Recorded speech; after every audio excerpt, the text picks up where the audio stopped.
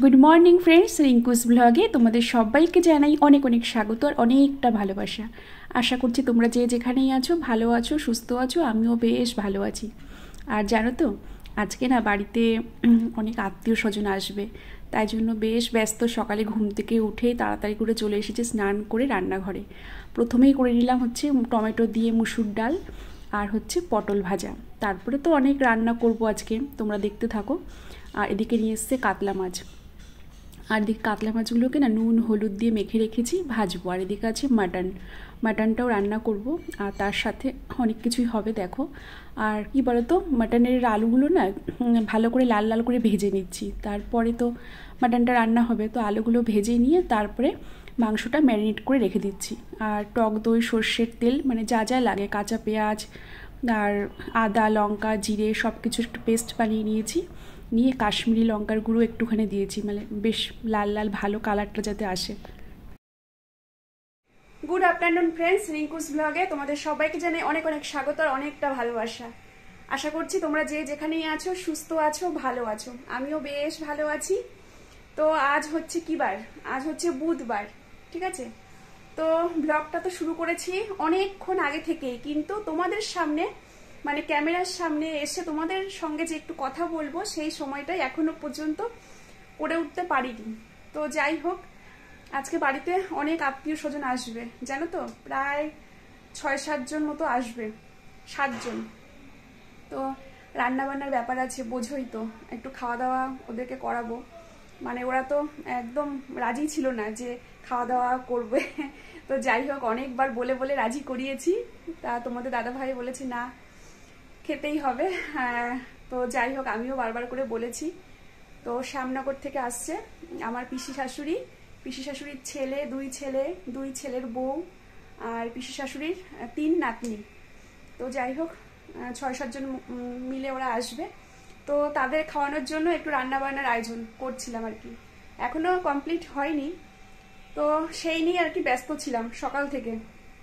তো গতকাল রাতে তো অনেক রাত পর্যন্ত পেঁয়াজ আদা রসুন সমস্ত কিছু কেটে কুটে ফ্রিজে গুছিয়ে রেখেছি। চাটনিটাও করে রেখেছিলাম রাতে, যাতে আজকে একটু চাপটা একটু হলেও একটু কম হয় সেই জন্য। আর দেখবে নিজেরা যেমন তেমন, বেশি লোকজন আসলে না হিমশিম খেয়ে যাই। মানে কিছুই না, ওই একটা টেনশন যে পারবো তো সবকিছু গুছিয়ে সময়ের মধ্যে সবকিছু ঠিকঠাক করে রেঁধে বেড়ে টাইম মতো ওদেরকে সামনে খাবার টাবার দিতে পারবো তো।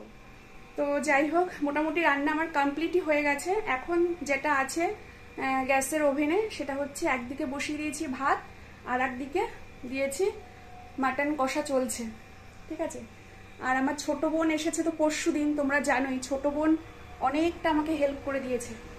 না হলে এত কাজ একা একা করতে কিন্তু আমার বেশ অনেকটা সময় লাগতো, আর বেশ কি বলবো কষ্টও হতো। তা ও থাকাতে আমার একটু সুবিধাই হয়েছে। আরও কি বলতো, আমার থেকেও বেশি কাজের, জানো তো। মানে কোনো কিছু বলতে হয় না যে এটা করে দে ওটা করে দে, বলার আগেই না আমি দেখি মাটনটার অবস্থা কি।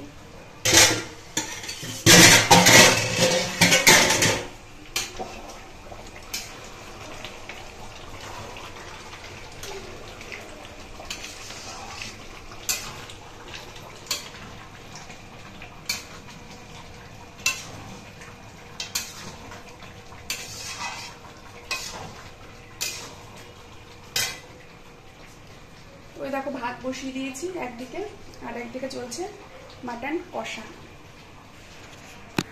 তো রান্নাগুলো পরে তোমাদের সঙ্গে শেয়ার করব, কিছু কিছু শেয়ার করেছি।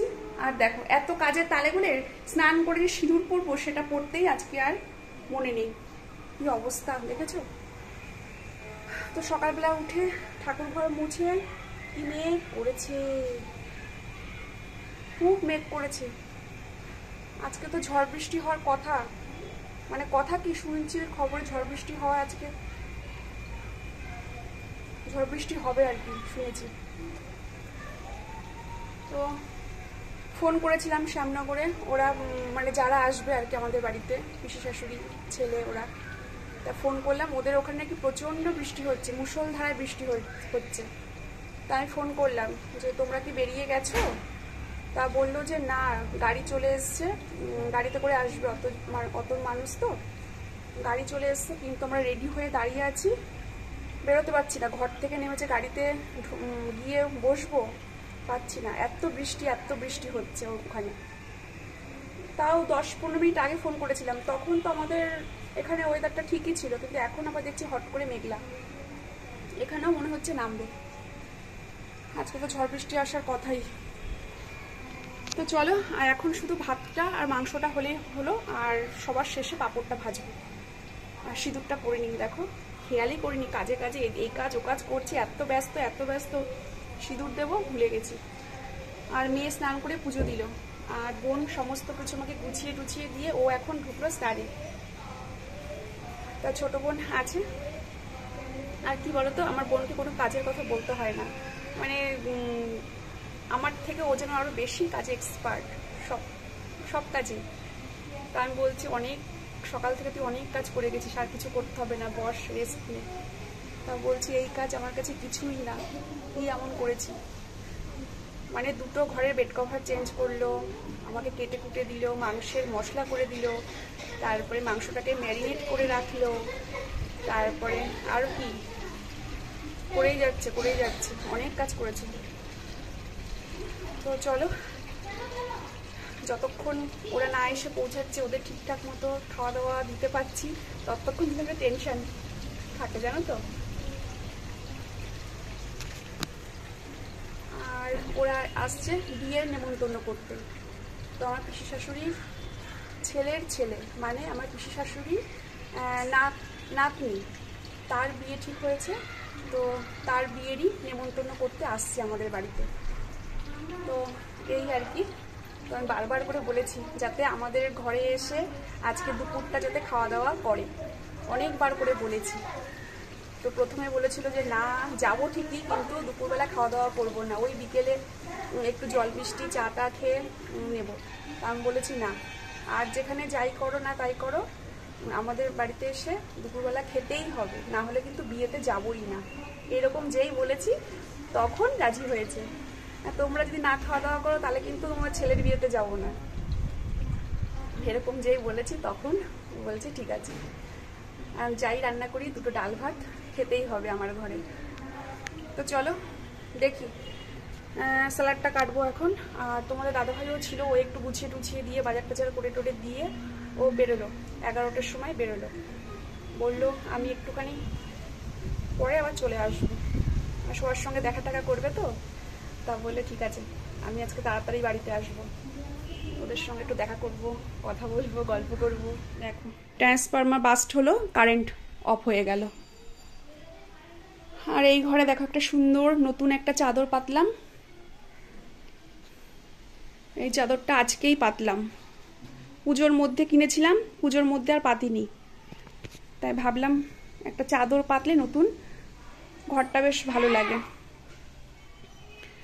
2টো মাথার বালিশের সেট, এই আর হচ্ছে কোল বালিশ, সব সেট দিয়ে। কারেন্ট অফ হয়ে গেল ঘরটা। আর এই ঘরেও একটা নতুন চাদর পেতে নিয়েছি, এই চাদরটা তো অনেক কয়েকবার ব্যবহার করেছি, নতুনই, মানে এটা তোলা চাদর তো, তোলাই রাখি, এটা সাদার উপরে তো একভাবে পাতি না। আর বোনের ছেলের জন্য তো গুছিয়ে শান্তি নেই, যতবার আমি গোছাই বোন গোছায়, ও বিছানার মধ্যে এসে এলোমেলো করে দেখো বালিশ টালিশ এদিক ওদিক করে দিয়েছে। চাদরও টান টান করে পেতেছিলাম, চাদরগুলো কুচকে দিয়েছে। চলো পরে আবার ঠিক করে নেব। কারেন্ট চলে গেল, ঘর বাড়ি পুরো অন্ধকার হয়ে গেছে, পুরো অন্ধকার। আর এদিকে মাটনটার কালারটাও কিন্তু বেশ ভালো এসেছে, তো ভালো করে কষিয়ে নিই, তারপরে ঝোল আলু দেব। সব কিছু দিয়ে ম্যারিনেট করে রেখেছিল বোন, অনেকক্ষণ ম্যারিনেট করে রেখেছিল, বেশ ভালো সেদ্ধ হয়ে গেছে। আর হচ্ছে এই যে আলু ভেজে রেখেছি, আলুটা পরে দেব, আর একটু কষিয়ে নিই তারপরে। এদিকে ভাত ফুটছে, গরম, বেশ ঠান্ডা হাওয়া দিচ্ছে, হাওয়াও বেশ ভালো ছেড়েছে। স্যালাড স্যালাড কাটবো পরে। এই যে সব শসা ছুলে রেখেছি, পেঁয়াজ কেটে রেখেছি, পরে স্যালাড কাটবো। আর এখানে রান্না হয়েছে, যেগুলো রান্না হয়ে গেছে সেগুলো তোমাদেরকে একটু দেখিয়ে দিচ্ছি। এখানে হয়েছে চাটনি। তো যাদের যাদের আসা কথা ছিল, মানে আত্মীয় স্বজনরা সবাই চলে এসছে আর কি। আর দেখো তার মধ্যেই না কি বলতো একটা অঘটন, কারেন্ট অফ, সারা বাড়ি অন্ধকার, আর মোমবাতি জ্বালিয়ে সব প্লেটে প্লেটে আমি খাবার বাড়ছি। আর এদিকে হচ্ছে সব মাছ টাছগুলো বাটিতে বাটিতে সব বেড়ে নিলাম। আর সব কিছু খাবারই বাটিতে বাটিতে বেড়েছি, ডাল মাছ মাংস। দেখো ওরা অলরেডি খেতে বসেও গেছে। তোমাদের দাদাভাই, আমি, আমার বোন, তিনজনে মিলেই খাবার পরিবেশন করছি। আর এদিকে দেখো আমের চাটনি করেছে কাজু কিশমিশ দিয়ে, সাথে দুটো করে মানে মিষ্টি, দু রকমের মিষ্টি। আর এদিকে দেখো মিষ্টি দই আছে। আর এদিকে সব শেষে পাঁপড় ভাজা, মানে পাঁপড় ভাজাটা প্যাকেটের মধ্যে করে রেখেছিলাম যাতে নরম না হয়। তো খাওয়া দাওয়া কমপ্লিট হয়ে গেছে, সমস্ত কিছু গুছিয়ে বাসন টাসনগুলো গামলাটার মধ্যে রেখেছি। তো কাজের দিদি এসে সব কিছু পরিষ্কার করবে। আর স্যালাড দেখতেই পেলে, স্যালাডটা রয়েছে পাশে।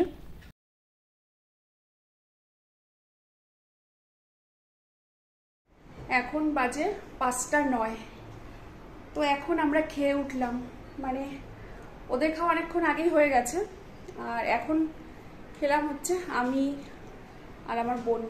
এখন ওরা যাবে হচ্ছে আমার ননদের বাড়িতে। তো তোমাদের দাদাভাইকে সাথে করে নিয়েই যাবে আর কি। তো এখন গেছে এই পাশেই, আমার ঘরের পাশেই মেজো জায়ের বাড়ি, জানোই তোমরা। তো ওরা সেখানে দেখা করতে গেছে। তো যাই হোক, আর ওদের টাইম মতোই খেতে দিয়ে দিয়েছি, যেহেতু ওদেরকে খেতে রেতে দিলাম, তো ওই জন্য পরিবেশন করলাম আমি, আমার বোন, তোমাদের দাদাভাইও করেছিল ওদেরকে পরিবেশন, তিনজনে মিলে পরিবেশন করেছি।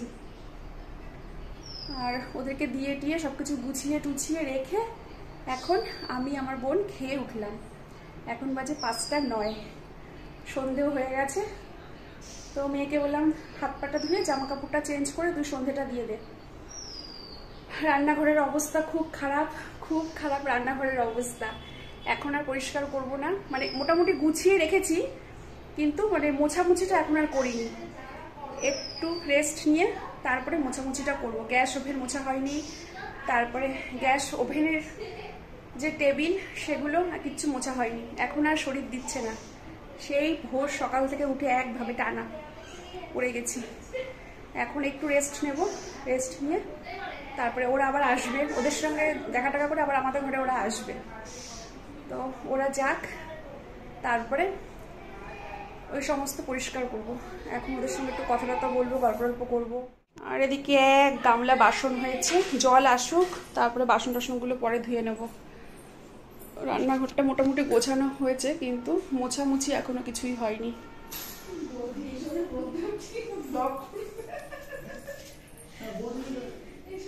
আর টেবিল পরিষ্কার হয়ে গেছে, টেবিলটা মোটামুটি পরিষ্কার করে রেখেছি। কি আমার ভ্লগ নিয়ে কি বলছো তোমরা? এনার্জি থাকতেই হবে। দরজাটা দিয়ে দিই।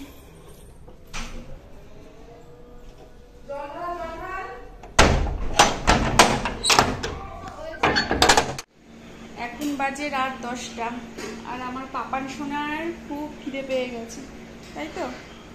খিদে পেয়ে গেছে তো? মাটনের জন্য না মাটনের গন্ধে? কোনটা? এই চলে গেল গো। তো ওদিকে ভাত বসিয়ে দিয়েছি, আর যেহেতু আজকে মাংস, ওই জন্য দেখবে মাংস হলে বাচ্চাদের ঘন ঘনই খিদে পায়। আর এদিকে আমার ছোট্ট সোনার খিদে পেয়ে গেছে, ভাতের জন্য আর ওয়েট করতে পারছে না, কখন ভাত হবে তখন খাবে, তাই তো? বেশিক্ষণ লাগবে না। আমি এখনই খাবো। এখনই খাবা? ওটা কি হচ্ছে? কি হচ্ছে ওটা? দুষ্টুমি হচ্ছে কিন্তু, সবাই দেখছে, সবাই কিন্তু ব্যাড বয় বলবে তোমাকে, সবাই ব্যাড বয় বলবে। আর এদিকে সব বাসন টাসন সব মাজা ধোয়া সব হয়ে গেছে, একবারে যত বাসন ছিল সব মেজে টেজে আমি গা কাপড় ধুয়ে এসছি।